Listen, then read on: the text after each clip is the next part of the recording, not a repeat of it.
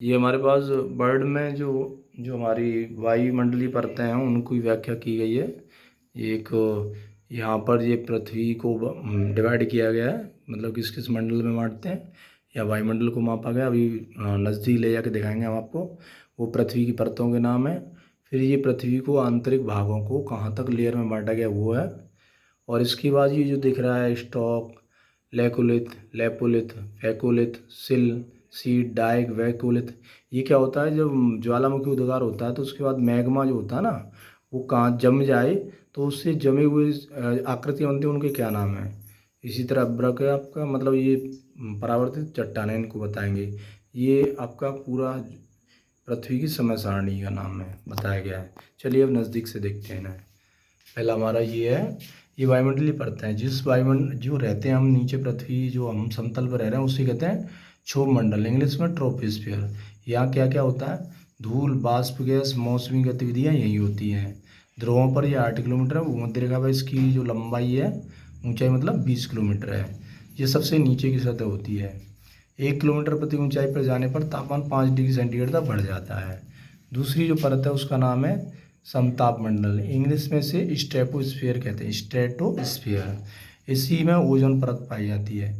यहाँ जहाज जो उड़ते हैं उनके लिए ये मतलब आदर्श लेयर है। यहाँ पर डाप्सन इकाई है जो ओपीएस की मोटाई को मापती है। ओपी मतलब ओजोन परत की मोटाई मापती है। उसके बाद तीसरा मंडल आता है मध्य मंडल, इसे हम इंग्लिश में मेसोस्फीयर भी कहते हैं। उसके बाद आता है आयन मंडल, आयन मंडल को कहते हैं आयनोस्फीयर। उसके बाद आता है वायुमंडल, वायुमंडल को कहते हैं एक्सोस्फीयर। ठीक है ना, इस तरह हमारे वायुमंडल को 5 परतों में बांटा गया है। अब चलते हैं पृथ्वी की परतों को, आंतरिक संरचना है। तो देखिए पृथ्वी को 3 परतों में बांटा गया। ऊपर वाली परत को हम सियाल कहते हैं, दिख रहा होगा ऐसे, सियाल। सियाल की अंग्रेजी थी SiAl, तो मतलब जो सियाल है वो सिलिका और एल्यूमिनियम से बनी होती है। इसमें ज़्यादातर ग्रेनाइट की मात्रा पाई जाती है। दूसरी होती है सीमा, सीमा में होता है मीनिंग होगी SiMa। सीमा में SI का मतलब सिलिका, MA का मतलब मैग्नीशियम, ये वैसाल्टी होते हैं। सबसे केंद्रीय भाग होता है निफे, NiFe। निफे मतलब Ni का मतलब निकिल और Fe का मतलब फेरस, मतलब लोहे। जो केंद्र है पृथ्वी का वो निकिल और फेरस यानी लोहे से बना है। अब आते हैं, हमारी जो भूकंपीय तरंगें आती हैं वो 3 प्रकार की होती हैं, जैसा कि दिख रहा होगा। पहली तरंग होती है पी तरंगें, ये सबसे तेज गति से चलती हैं और ये तरंगें ठोस, द्रव, गैस सभी में चल सकती हैं और सबसे पहले ये धरातल पर यही पहुंचती हैं। पी तरंगों को हम अनुलंब तरंगें भी कहते हैं या संपीड़न तरंगें भी कहते हैं। दूसरी तरंगें होती है एस तरंगें। एस तरंगें केवल ठोस माध्यम से ही गुजर पाती हैं। इन्हें द्वितीय गुण तरंगें भी कहते हैं और इनका दूसरा नाम है अनुप्रस्थ तरंगें, जो प्रकाश के समान चलती हैं। और तीसरी होती है एल तरंगें। ये सबसे कम गति से चलती हैं लेकिन सबसे घातक होती हैं, सबसे ज़्यादा नुकसान यही पहुंचाती हैं। ये भी तीनों माध्यम ठोस, द्रव, गैस में चल सकती हैं। इन्हें धरातलीय तरंगें भी कहते हैं। कंपन की गति सर्वाधिक होती है जिसके कारण ये सबसे ज़्यादा विनाशकारी होती हैं। ठीक है। अब पृथ्वी की आंतरिक संरचना, यानी नीचे से पृथ्वी को, पहला ऊपर का जो मंडल है उसे हम क्रस्ट कहते हैं। दूसरा होता है ऊपरी मंडल, फिर उसके बाद आ जाता है निचला मंडल, तीसरी होती है वाक्रोन और सबसे नीचे आता है आंतरिक क्रोड।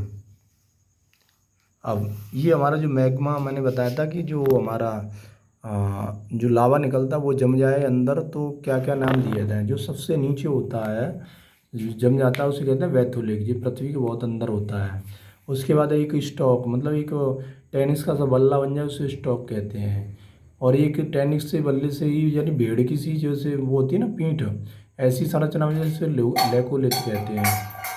और इस शीट नुमा संरचना बन जाए उसे कहते हैं लेपोलिथ। और ऐसे करके जो एक,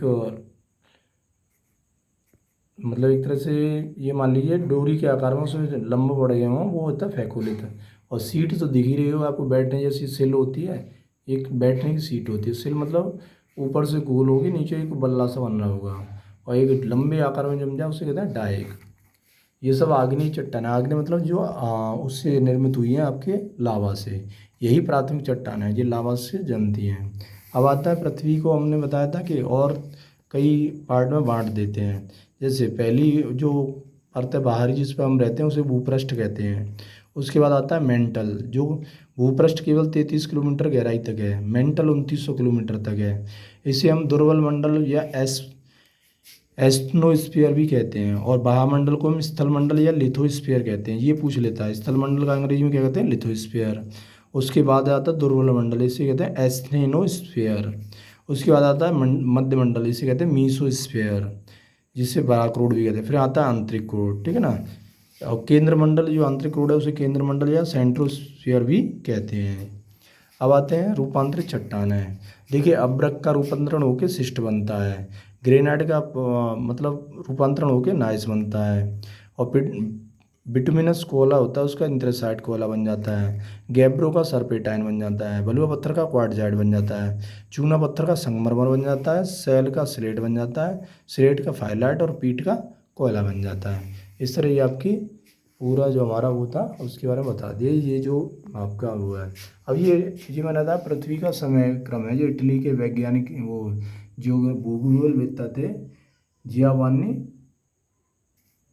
आदन आदि ने इन्होंने नाम दिया था। देखिए कितने पार्ट में बांटा। पहला ऊषा या आद्यकाल, इसे इयोजोइक या अर्चना एरा बोला जाता है।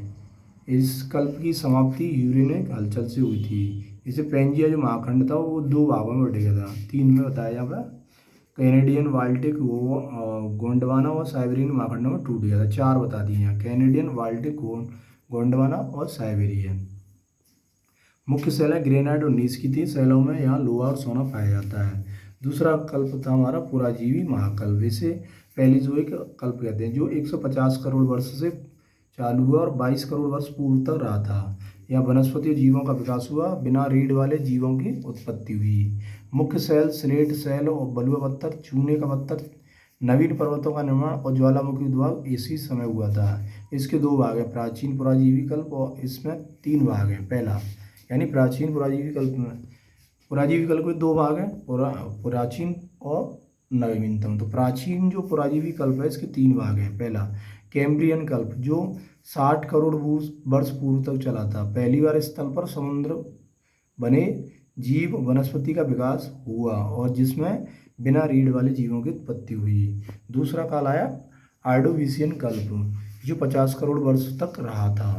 यहाँ समुद्र में घास उगी, अप्लेशियन पर्वतमाला का निर्माण हुआ। अब तीसरा है प्रवालादि यानी सिल्यूरियन कल्प, जो 44 करोड़ वर्ष पूर्व तक रहा। या रीढ़ की हड्डी वाले जीवों की उत्पत्ति हुई, जैसे मछली और भूमि पर पौधों का उद्भव हुआ। इसमें स्कैंडिनेवियन, स्कॉटलैंड, स्विट्जर्लैंड की पर्वत श्रेणियों का निर्माण हुआ। फिर आता दूसरा, यानी ये मैंने बताया ना पुराजीवी के दो कल, पुराजीवी महाकल्प को दो भागों में बांटा। पहला था प्राचीन पुराजीवी, दूसरा था नवीन पुराजीवी कल्प। नवीन पुराजीवी कल्प को तीन कल्पों में बांटा गया है। डिवोनी कल्प, इसे कैलिडोनियन पर्वत श्रृंखला का निर्माण हुआ। इसे मत्स्य कल्प भी कहा जाता है। मत्स्य कल्प मतलब है मछलियों का विकास होना, जो कि 40 करोड़ वर्ष पूर्व तक चला था। दूसरा आता है कार्बन कल्प, जो कि 35 करोड़ वर्ष पूर्व तक रहा था।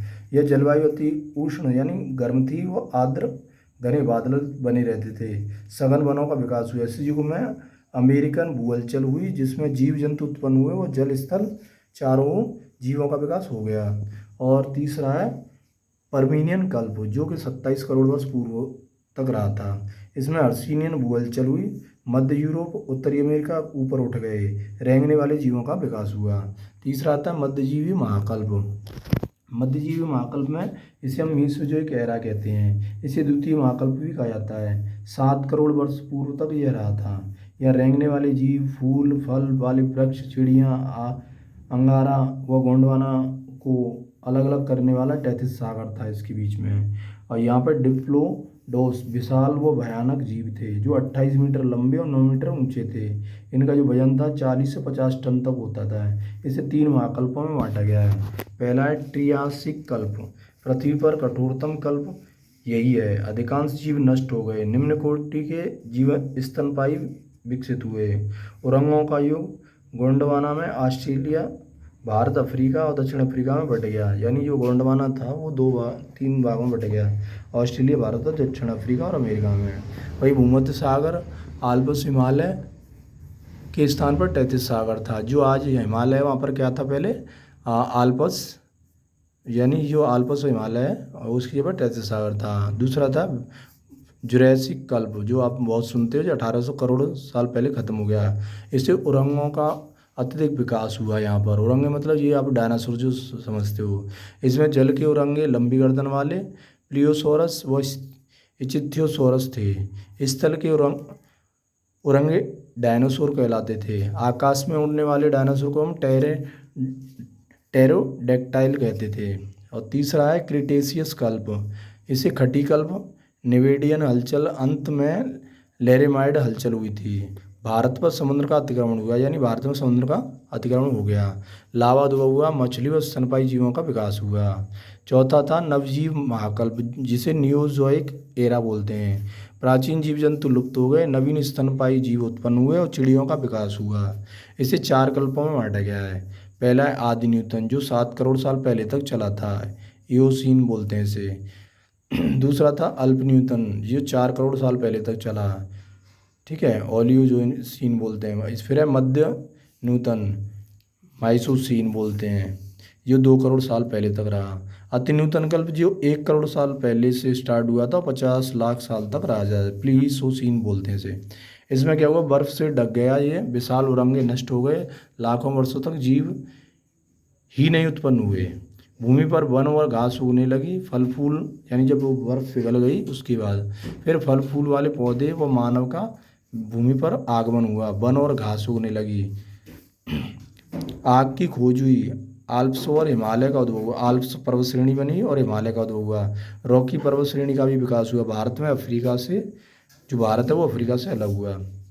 पांचवा कल्प है नूतन कल्प, इसे एरा बोला जाता है। ये 10 लाख वर्ष से पूर्व तक रहा था। इसमें अधिनूतन है, ये प्लास्टोसीन कहलाता है। इसमें शीत का भयंकर प्रकोप था। अधिनूतन काल में क्या था, पूरा जो पृथ्वी थी वो बर्फ से ढकी हुई थी। इसे हिमकल्प भी कहा जाता है। यहाँ पर पक्षियों का आगमन हुआ, फिर हाथी, घोड़ा, शेर, कुत्ता, बिल्ली, बंदर, वन मानुष, मनुष्य का विकास हुआ। अभिनूतन कल्प में ये रिसेंटली पीरियड बोला जाता है। बर्फ पिघलने लगी, झीलों का निर्माण हुआ, गंगा सिंधु नदी में खादर मिट्टी का निक्षेप होने लगा। इस तरह ही हमारा ये पूरा जो एक चार्ट था वो कंप्लीट हो चुका है। इसके पीछे भी है